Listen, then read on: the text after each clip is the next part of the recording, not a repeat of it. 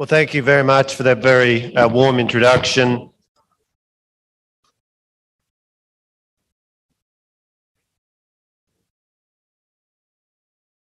And I'm delighted to be here in Delhi to speak at this important conference organised by the Digital News Publishers Association of India. I've been asked to share some lessons from the work of the former Morrison government in Australia as we sought to regulate the impact of the global digital platforms, Facebook and Google, on the news media sector in our country.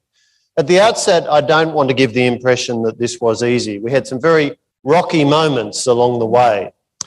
For example, on the 18th of February 2021, we discovered that the Facebook pages of many Australian news organisations had been taken off the air, including our major newspapers such as the Australian, the Sydney Morning Herald, the Melbourne Age and the Australian Financial Review. Why did this happen?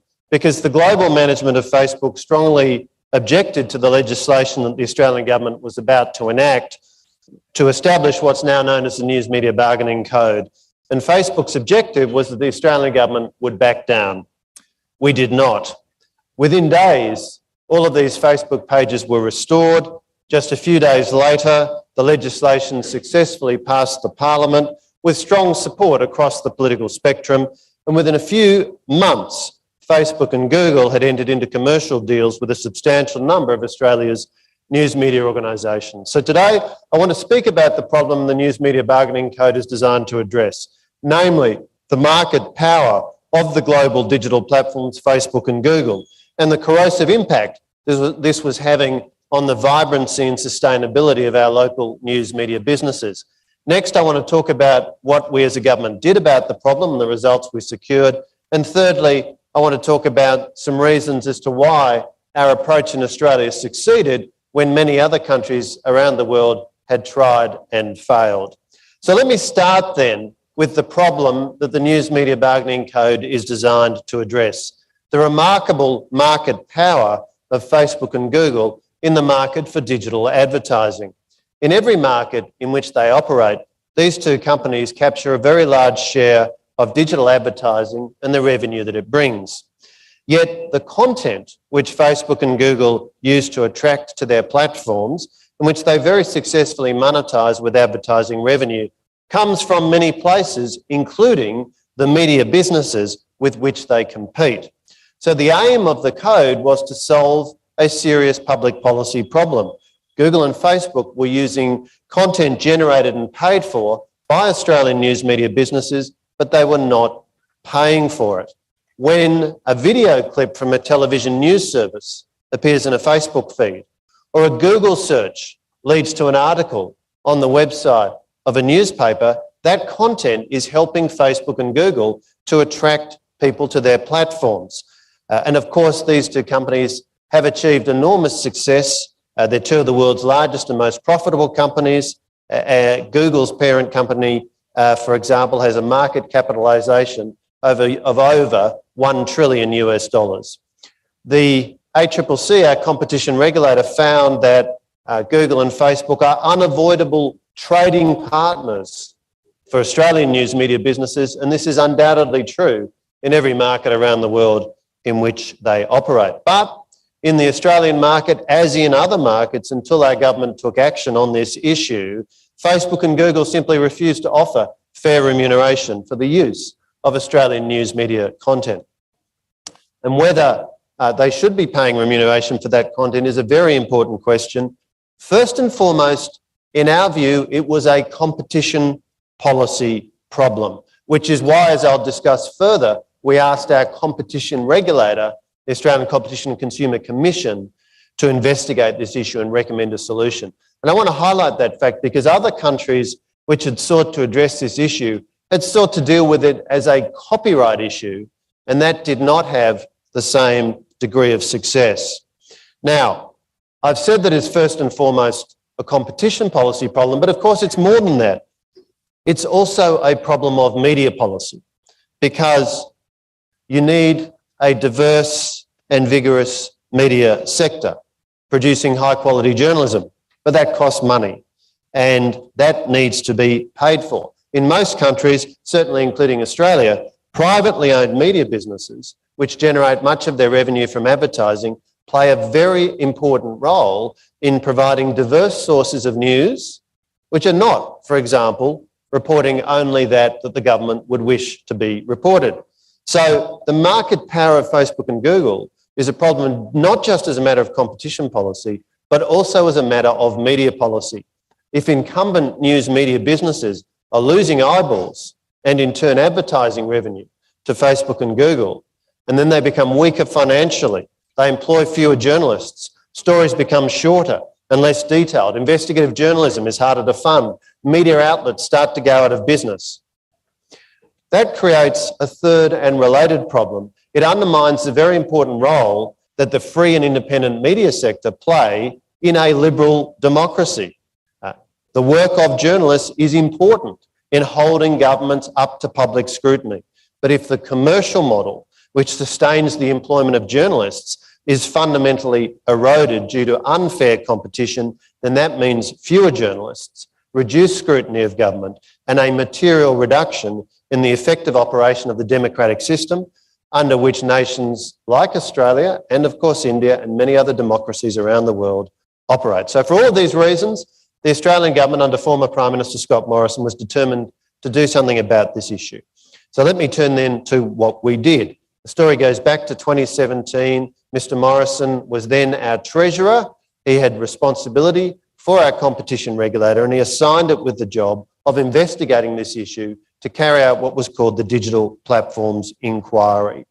We received the final report from the ACCC in mid-2019 and it examined this issue in great detail, hundreds of pages. It made many recommendations. It found, it may seem trite to make this observation, but it found that digital platforms have changed how businesses and people connect. In a given month, around 19.2 million people in Australia use Google search, 17.3 million use Facebook. Now, these numbers I know are tiny by Indian standards, but this is for a country of 25 million people. Of those 25 million people in a month, 19.2 million are using Google search. So the ACCC report contained 23 recommendations across a range of issues, and one of those recommendations was that there ought to be a code governing negotiations between Facebook and Google on the one hand and the news media businesses on the other.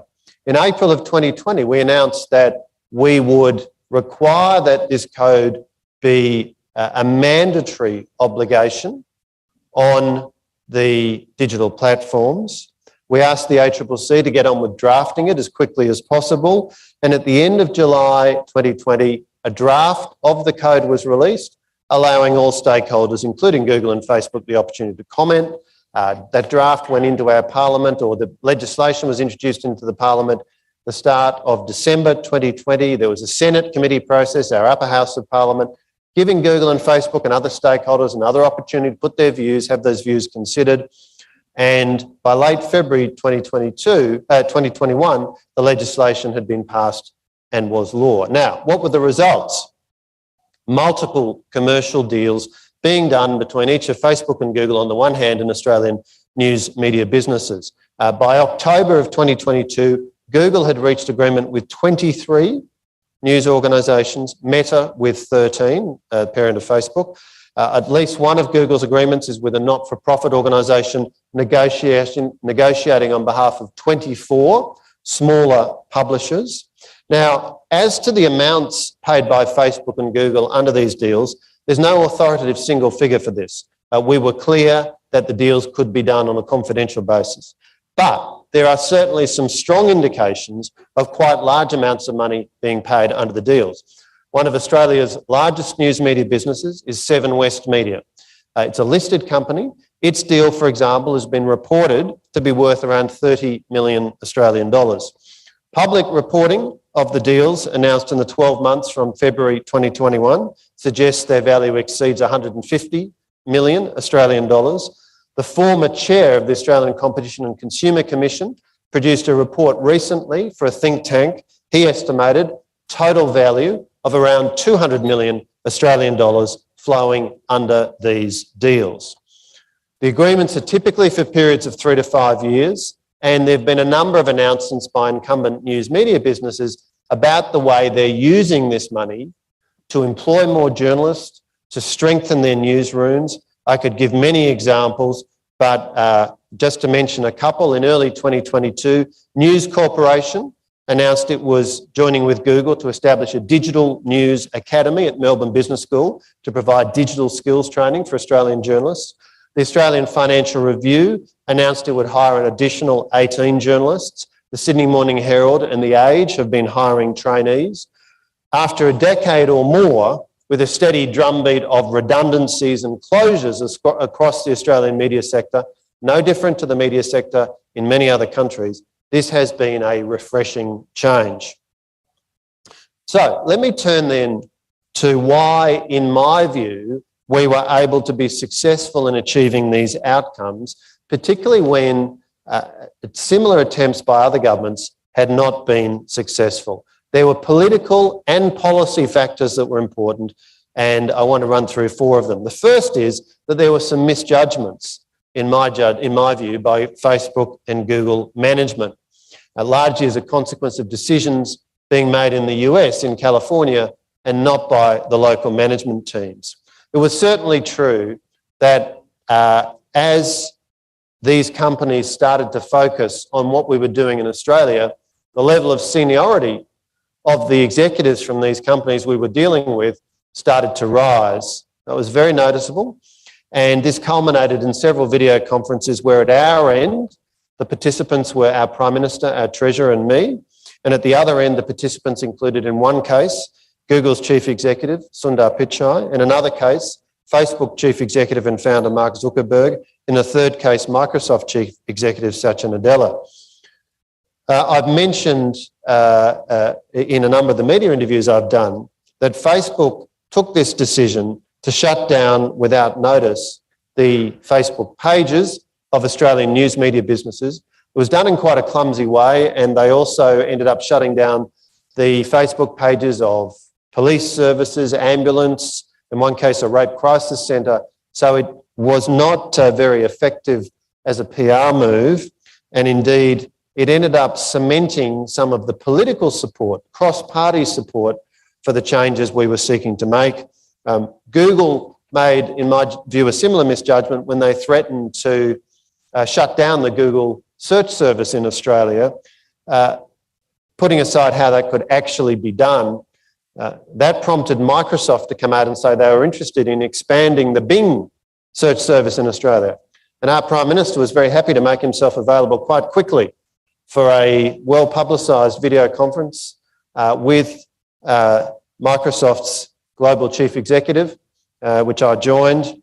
And following that, Microsoft, through their President, Brad Smith, issued a blog post expressing their support for the Australian Government's News Media Bargaining Code. Once that happened, Google no longer repeated its threat that it would consider shutting down the Google search service in Australia. So that brings me to the next factor, which was quite important, the outcome we got. Very strong political commitment and direction right from the top of our government, our Prime Minister and our Treasurer, personally very heavily involved, as well as my involvement as Communications Minister. And that was important because we did come under significant pressure from these global digital platforms, and particularly when Facebook shut down a whole range of pages, that caused a lot of stress to businesses, including businesses where that channel, where their Facebook page was their major channel of engaging with their customers. So you might imagine that there were a number of businesses that were very anxious about this, asking how quickly we could get this resolved. So that kind of pressure was certainly present, but we did hold our ground because we believe that the policy case for what we were doing is very strong. I want to be clear, we were very clear at the time. The then Australian government, I'm sure this is true of the current Australian government, very much welcomed the involvement of Google and Facebook and other big American tech businesses in our economy, just, I might say, as we strongly welcome the role of the big Indian tech businesses in our economy.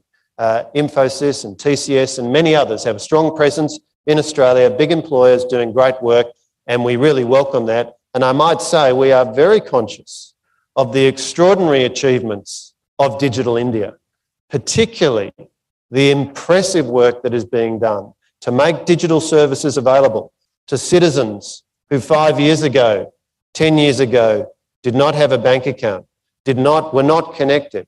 And the numbers and the achievements in India in terms of using digital technology to drive prosperity and to drive inclusion, to bring so many citizens into connectivity and to have a bank account, these are very, very impressive achievements. And I can assure you they are being watched closely around the world by many countries. To return, though, to the question of what we did, while we welcome businesses from around the world participating in our economy, we insisted on the core principle. If you want to do business in Australia, you must abide by Australian law. And of course, the Indian government would strongly stand up for the same principle. The government of Mexico, the government of France, whatever country it is, this principle is very important, that there are decisions that are appropriately decisions for the sovereign governments of individual nations. They're not decisions to be made by the managements of tech businesses in California or anywhere else. Now, the third factor I want to mention was that we had a careful and methodical process, and we took great care to respect property rights. I mentioned we started with a very detailed piece of work by our competition regulator, several hundred pages ultimately. They took nearly 2 years to do that. Once we'd taken our decision, we worked through a careful process, giving the affected stakeholders, including Google and Facebook, ample opportunity to examine the draft legislation, to get their legal and economic and other advice in the domestic market, and to make submissions so their views could be heard. And we certainly did modify aspects of the initial draft in response to sensible feedback from the two global digital platforms. And so that consultation was very important. What was also very important was the way the code itself works, making sure that affected parties have a fair opportunity to make their case, to have their rights and interests properly weighed up before decisions are made. And the code clearly sets out the steps that have to occur, the criteria that get applied. That's very important because our government valued, and I know this is true of the current government, we've had a change of government last year, but it's a bipartisan commitment. We value Australia's reputation as a place where global companies are welcome to do business and where the rules which apply are fair and transparent, enforced by an efficient court system which is independent of government. We emphatically did not want a code which would detract from their reputation. What we also did not want was Australian government officials getting involved in detailed price-setting processes. What we wanted the code to do was to incent market participants, that is Google and Facebook on the one hand, and news media businesses on the other, to do commercial deals. Our aim was to regulate just enough to get the parties to the table, to conduct the commercial negotiations that would have happened naturally were it not for the extraordinary market power of Google and Facebook. So just in the last part of my remarks, I want to come then to the specific policy mechanisms used in the code, which we designed very carefully. And this was a key reason, I believe, why we had some success with our approach in Australia, as distinct from the way that other countries have, in a number of instances, sought to tackle this problem. Our starting point was to use some well-proven policy tools that are widely used or extensively used in competition policy in Australia. One of them is this idea of a code which regulates or governs the particular commercial conduct in a particular industry, and that is a tool that we've used in competition policy for many years. Another related tool is the so-called negotiate arbitrate model, which applies in several industries in Australia, certainly in the telecommunications industry. That's been in the legislation for more than 20 years, enforced by the competition regulator. Now, the way the code works is that it establishes two key categories of business. The first is a registered Australian news media business. If a business meets certain criteria, and that includes things like the independence of journalism, so it can't be a PR agency or anything like that. But if a business meets those criteria, then our media regulator, the Australian Competition and Media Authority, can make a decision to register such a business under the code, and to date, 34 businesses have been registered as news media businesses. Second category is a designated digital platform, which is the category within which Facebook, Google, and potentially other businesses can be subject to. The core of the code is that registered news media businesses can commence a negotiating process with a designated digital platform, and if they don't get a satisfactory outcome after a specific period, 3 months, then provisions of the code can be triggered under which first there's mediation, but again, if that doesn't succeed, there can be a compulsory arbitration process. And that arbitration process can set the commercial terms under which Google and Facebook are required to pay the news media business for the use of that business's content. Now, we've also very consciously put into the code that a news media business and a platform can enter into a contract which sets out terms which specifically exclude the operation of the code. So when you put all this together, what the code does by design is to establish strong incentives for Facebook and Google to do commercial deals with news media businesses. By doing this, they can avoid the risk of the matter being referred to arbitration and potentially having the arbitrator set terms they do not like. Now, I mentioned to date, we've had 34 news media businesses registered and a very substantial number of deals have been done. But what you may be surprised to know is that so far, neither Facebook nor Google have actually been designated under the code. Now, the code says it's the Treasurer who has the power to designate. There's some criteria that the Treasurer applies. One of those is whether the platform has already entered into deals. And again, this is all about having specifically designed this code to give Google and Facebook strong incentives to do commercial deals. If they do a commercial deal, then they can avoid terms being set for them by the arbitrator. And secondly, they make it less likely that they get designated in the future. If Google and Facebook had refused to come to the bargaining table, there's no doubt in my mind that by now they would have been designated under the code. But we've very carefully designed this to get the outcome that we most wanted, which was for Facebook and Google to come to the bargaining table and to do the deals that in the absence of their substantial degree of market power, they would already have been doing. And there are, in my view, very good reasons for preferring rapid commercial deals to a formal regulatory process. As well as speed, it's much more likely that a commercial deal negotiated by well-informed executives from both businesses will deliver outcomes that are in fact commercially useful on both sides. And informally, that's been the feedback I've heard from both sides. The negotiating process has been effective in identifying value-creating opportunities for the content generated by Australian news. So let me conclude by returning to the point at which I started.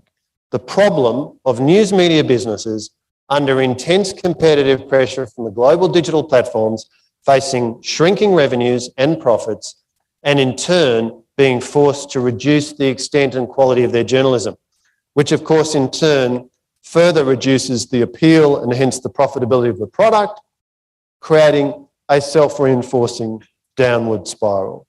As I've sought to explain, the former Morrison Liberal National government in Australia set out to tackle this problem in a careful way, which involved just enough regulation to get the market outcome we wanted, namely fair commercial agreements between Australian news media businesses and the global digital platforms. There has been interest shown in our approach from a number of countries around the world. I emphasise, as I've already said publicly, I am not here to say this is what India should do. That, of course, is a matter for the Indian government. It's a matter for the media sector here, the digital sector here. These are decisions to be made through your domestic processes. I'm simply here to share what our experience was and the outcomes that we've achieved, which I believe have been rapid and have been practical. And I close by referring you to a review that was done by our Treasury Department. It reported publicly late last year, which examined what had occurred. This was put into the legislation. There would need to be a review after a year. The review was carried out and found that this has been a successful policy tool which has worked well. So thank you very much for the opportunity to share with you a little bit of our experience in Australia.